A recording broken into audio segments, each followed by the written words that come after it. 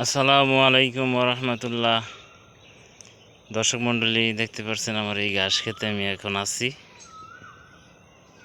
কি পরিমাণ ঘাস আমার খেতে, এই দেখেন কি পরিমাণ ঘাস হয়েছে। একবার আমার মাথার চেয়ে উঁচু, অনেক উঁচু হয়েছে ঘাস।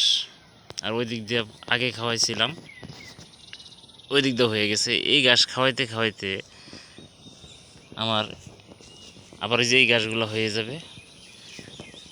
এই কি পরিমাণ ঘাস হয়েছে দেখেন।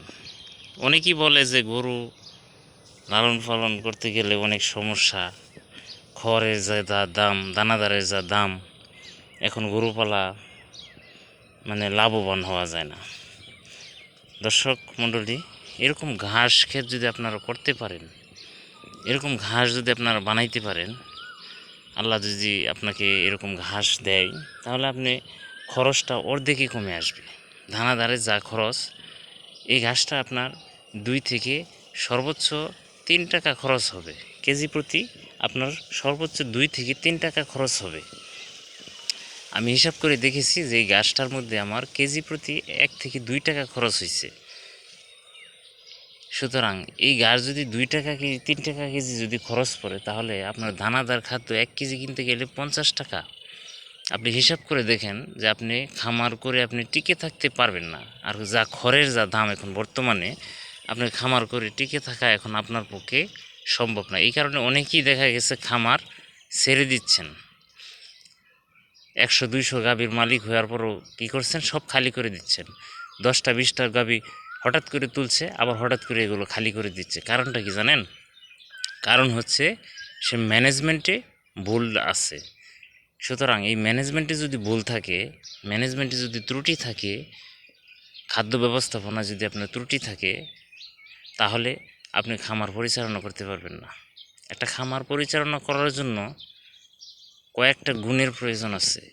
এক হলো আপনার গরুর খাবার ম্যানেজমেন্ট বুঝতে হবে, গরুর চিকিৎসা বুঝতে হবে, আপনার ঘাস লাগাইতে হবে জমিতে, খড় এবং ঘাস দুটোই থাকতে হবে, পাশাপাশি কিছু আপনার হালকা দানাদার দিবেন। তাহলে আপনি দেখবেন, আপনি যতটুকু একটা গরু যদি 18 থেকে 20 লিটার দুধ দেয়, আপনি তাকে 8-10 লিটার দুধ, আপনি একটা গরুকে 5 থেকে 600 টাকা খাওয়াবেন, আপনাকে সে দিবে কত? 1200-1400 টাকা আপনাকে দিবে। তাহলে আপনি যদি এখান থেকে 500 টাকা খাওয়ান, তাতে আপনার কোনো লস হবে না। প্রতিদিন যদি আপনার একটা গাভী থেকে 5 থেকে 600 টাকা লাভ হয়, আর একটা বাচ্চা আপনার বছর শেষে আপনার একটা বাচ্চা থাকতেছে, তাহলে আপনার লস হওয়ার কোনো সম্ভাবনা নাই। এটা একটা লাভের প্রতিষ্ঠান। সুতরাং লাভ হবেই যদি আপনি ঘাস দিয়ে আপনি গরু পালেন। আর যদি মনে করেন যে না, আমি কিনে খাওয়াবো, তাহলে আপনি গরু পালন করা লাভবান হতে পারবেন না। যদি অতিরিক্ত দানাদার খাবার আপনি গরুকে দেন, অতিরিক্ত খড় দেন, আপনি ঘাস না দেন, কাঁচা ঘাস, তাহলে গরু কিন্তু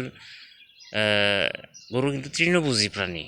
একে ঘাস দিতে হবে। ঘাস না দিলে আপনার ওটা সঠিক মতো হিটে আসবে না, সঠিক মতো বাচ্চা প্রসব করবে না, আপনার বিভিন্ন ধরনের রোগ বালাই তাকে আক্রমণ করবে, বিভিন্ন জটিলতা আপনি খামারে দেখতে পাবেন।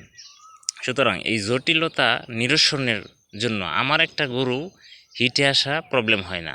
আমার একটা গরু আপনার ওই কোনো ধরনের ম্যাস্টাইটিস নাই। আমার একটা গরু খামারের মধ্যে কোনো ধরনের কোনো প্রবলেম নাই। কারণ কি জানেন? আমি ঘাস দিয়ে গরু লালন পালন করি এবং হালকা কিছু দানাদার দিই এবং খড়ও দিই।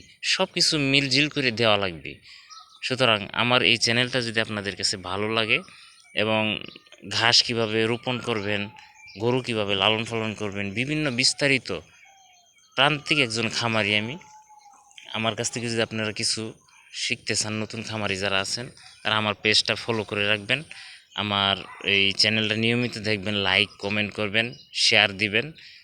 সবাইকে ধন্যবাদ জানিয়ে আজকে শেষ করছি। আসসালামু আলাইকুম ওয়া রাহমাতুল্লাহ।